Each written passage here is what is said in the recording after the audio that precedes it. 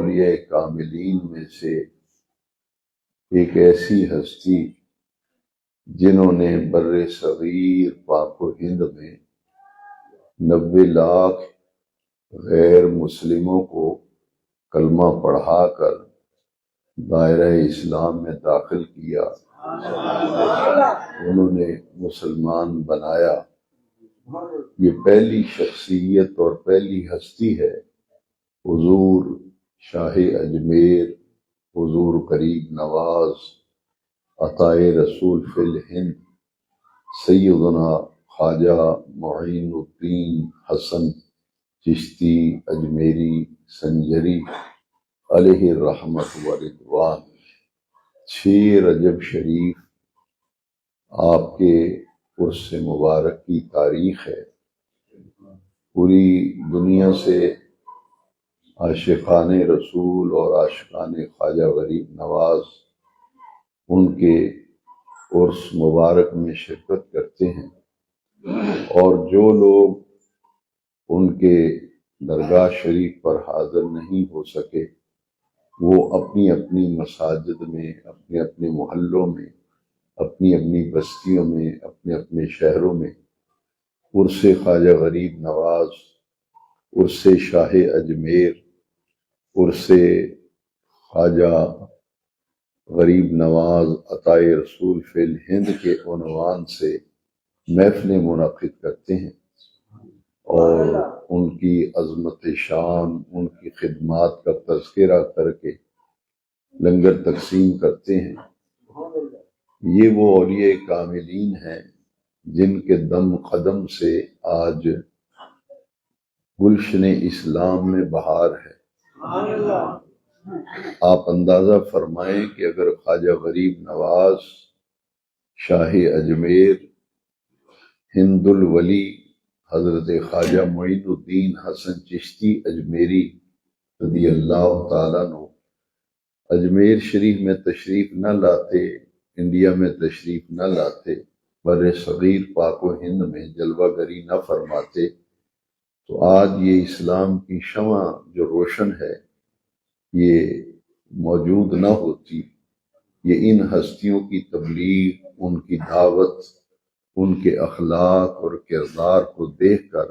غیر مسلم مسلمان ہو جاتے تھے، کلمہ شریف پڑھتے تھے، اور آج ان کا وہ لگایا ہوا گلشن، ان کا وہ لگایا ہوا پودا نسل در نسل اس کی آبیاری ہو رہی ہے۔ اور پاکستان اور ہندوستان یہ 2 ملک ایسے ہیں جن میں سارے کا سارا فیض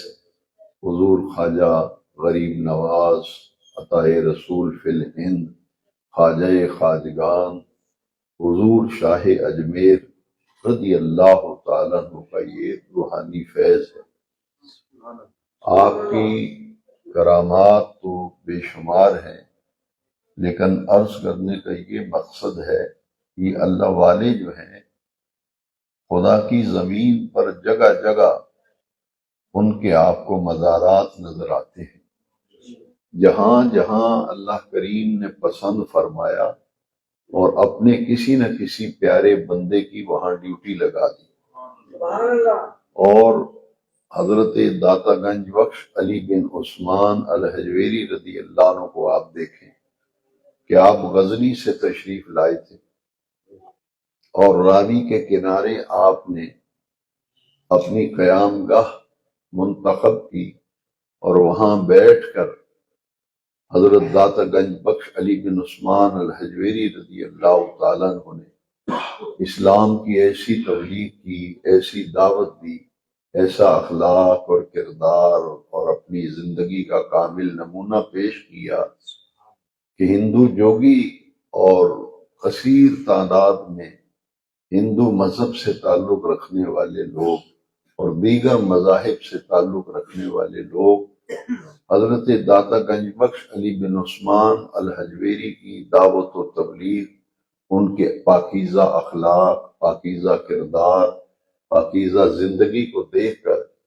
وہ دین اسلام میں داخل ہوتے رہے،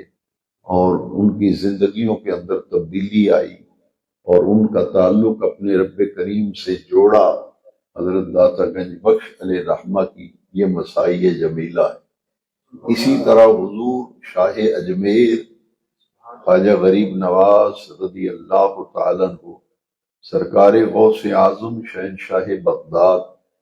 سیدنا شیخ عبد القادر جیلانی رضی اللہ تعالیٰ عنہ نے نبی کریم علیہ السلام کی بارگاہ میں حضور خواجہ غریب نواز کو پیش کیا۔ تو خواجہ غریب نواز کی ڈیوٹی بر صغیر پاک و ہند میں، راجستھان میں،